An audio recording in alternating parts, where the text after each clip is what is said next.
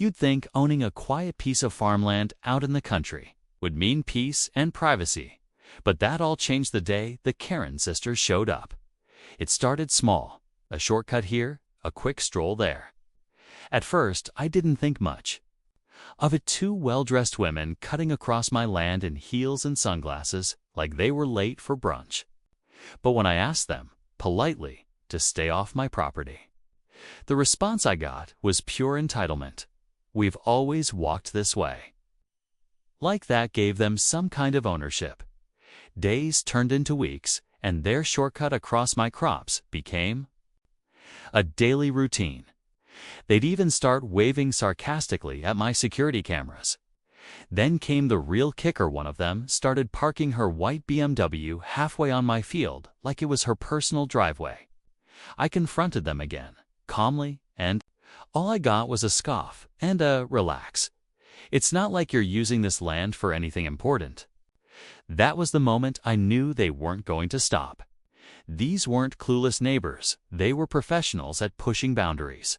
I gave them every chance to do the right thing. But when they ignored the signs, the fences, and even the sheriff's warning, I decided it was time to remind them what private property really means. And let's just say, when she came back for her BMW, she didn't drive off the same way she came in. I've lived on this land my whole life. It's not just a farm, it's part of my family's history. My granddad planted the first fence posts with his own hands, and I've worked hard to keep the place running. So when those two sisters started treating it like a public park, it felt personal. They weren't just walking across a field, they were walking over years of effort, hard work, and respect. At first, I tried to be reasonable. I put up signs, bright, bold, impossible to miss ones that said private property and no trespassing. I even added a gate at the back corner where they liked to sneak through. But that only made them more bold.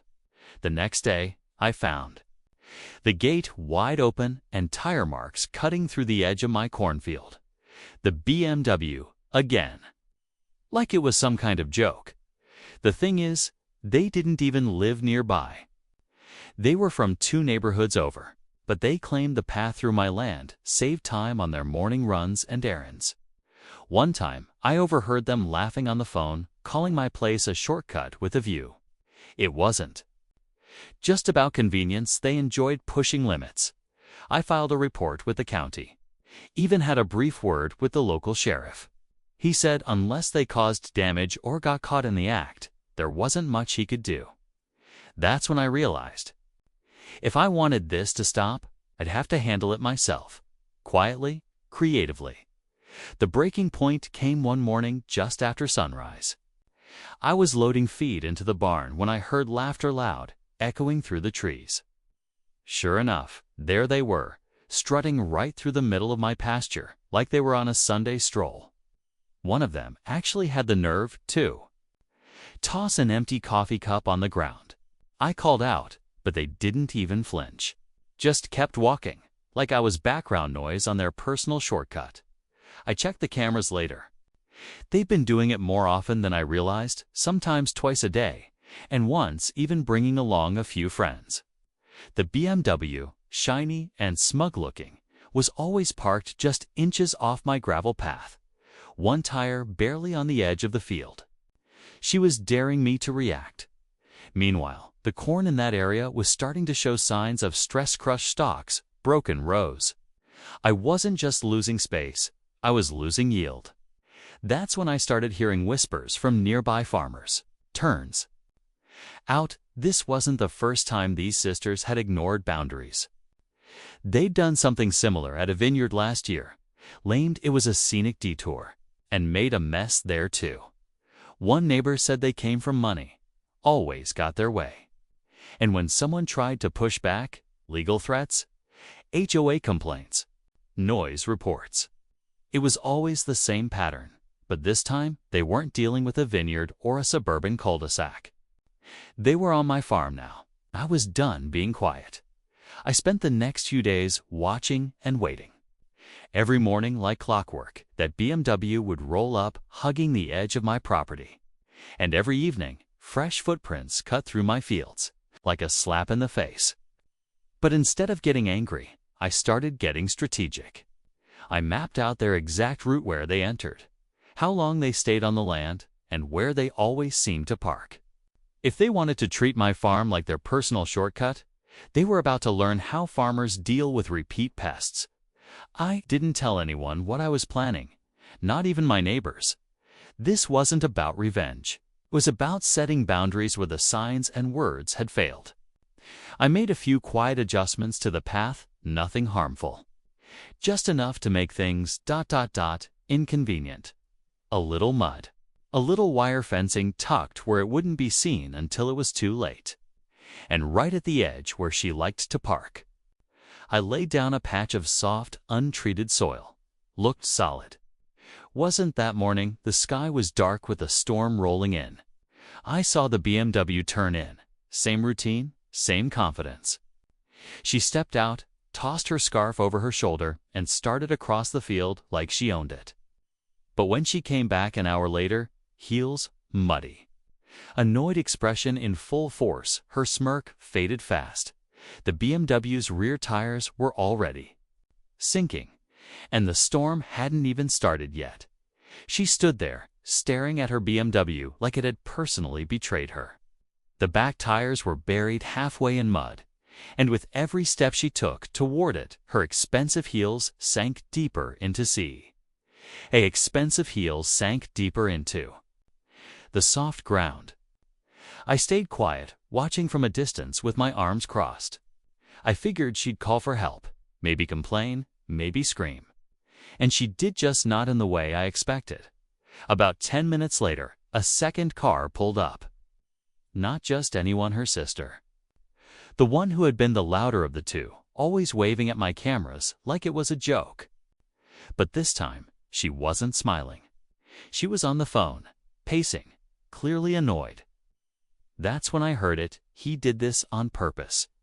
It's sabotage. We'll sue. I know people.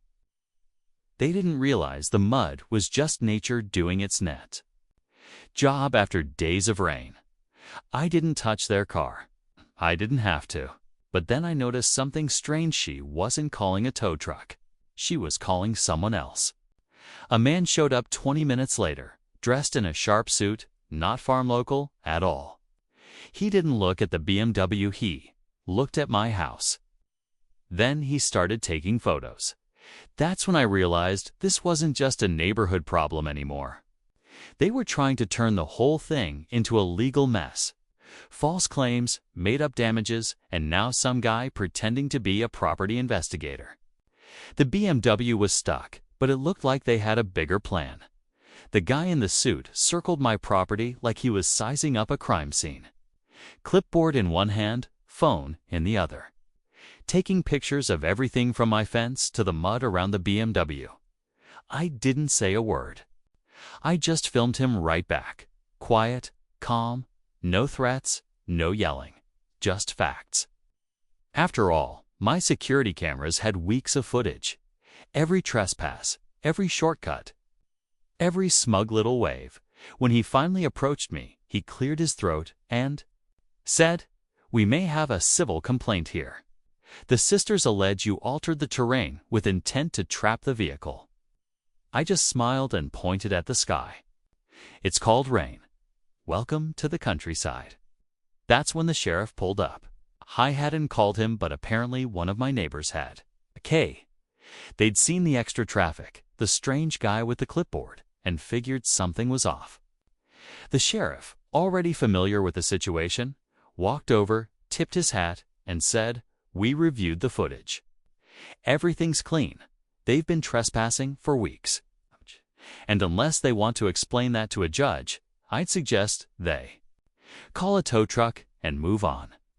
The suit didn't say much after that. But just as they were hooking up the BMW to the tow cable, a county zoning official arrived, someone I didn't recognize. Turns out, he had been tipped off anonymously. Not about me, but about them. Turns out, those sisters had been illegally short-term renting their own home. The one in an HOA zone that strictly forbade it. The zoning official didn't waste time.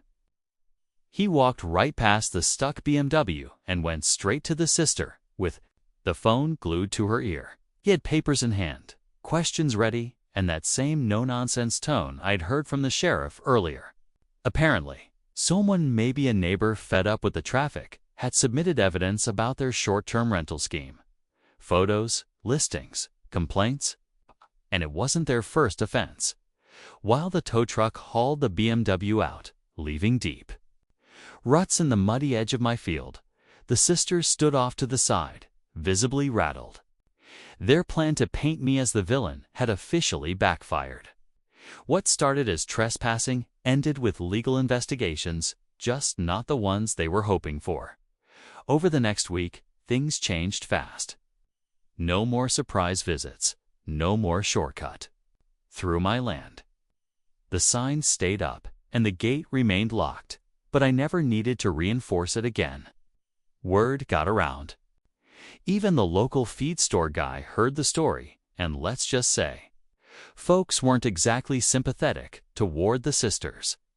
As for me, I got my field backhand a little extra respect around town. Sometimes standing your ground doesn't mean fighting, it just means knowing the truth, staying steady, and letting the right people see it. In the end, their BMW got pulled out, but their whole story got dragged right along with it. And out here in the country, folks don't forget stories like that too quickly.